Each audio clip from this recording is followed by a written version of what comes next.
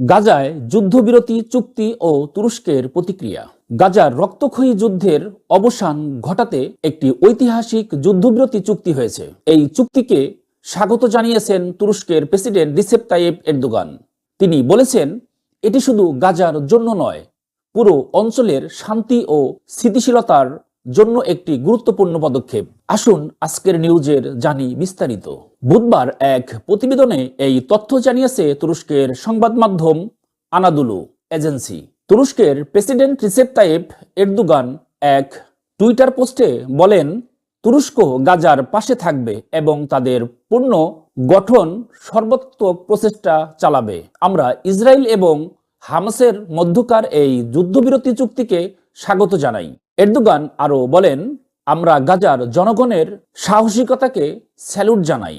তারা তাদের ভূমি ও স্বাধীনতার জন্য যে বীরত্বপূর্ণ সংগ্রাম করছে তা প্রশংসনীয়। ইসরায়েলের অবৈধ ও অমানবিক আক্রমণের বিরুদ্ধে আমরা সবসময় ফিলিস্তিনের পাশে ছিলাম এবং ভবিষ্যতেও থাকব।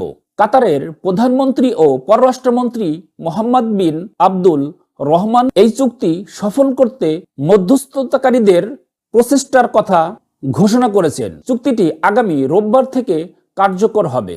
গাজার স্বাস্থ্য মন্ত্রণালয়ের তথ্য অনুযায়ী ইসরায়েলি আগ্রাসনে এখন পর্যন্ত প্রাণ হারিয়েছেন 46,000-এরও বেশি ফিলিস্তিনি। নিহতদের মধ্যে নারী ও শিশুর সংখ্যাই বেশি। 7 অক্টোবর গাজার হামাস যোদ্ধারা দক্ষিণ ইসরায়েলে আক্রমণ চালিয়ে 1200 জন ইসরায়েলি নাগরিককে হত্যা এবং 250 জনকে অপহরণ করেছিল। এর প্রতিক্রিয়ায় ইসরায়েল গাজার উপর অব্যাহত হামলা চালিয়ে যাচ্ছে। তুরস্কের প্রেসিডেন্ট আরও বলেছেন, তুরস্ক কখনোই তাদের ফিলিস্তিনি ভাই বোনদের নির্যাতনের বিরুদ্ধে লড়াইয়ে একা রাখেনি এবং ভবিষ্যতেও রাখবে না। আমরা গাজার পুনর্গঠন এবং দীর্ঘমেয়াদী শান্তি প্রতিষ্ঠায় কাজ করে যাব। যদিও যুদ্ধবিরতি চুক্তি ঘোষণা করা হয়েছে, তবে এর মধ্যেও গাজায় ইসরায়েলি বোমাবর্ষণে নিহত হয়েছেন অন্তত 32 জন। চিকিৎসকরা বলছেন, মানবিক সংকট এতটাই তীব্র হয়েছে যে অনেক হাসপাতাল কর্মকর্তা অচল হয়ে গেছে।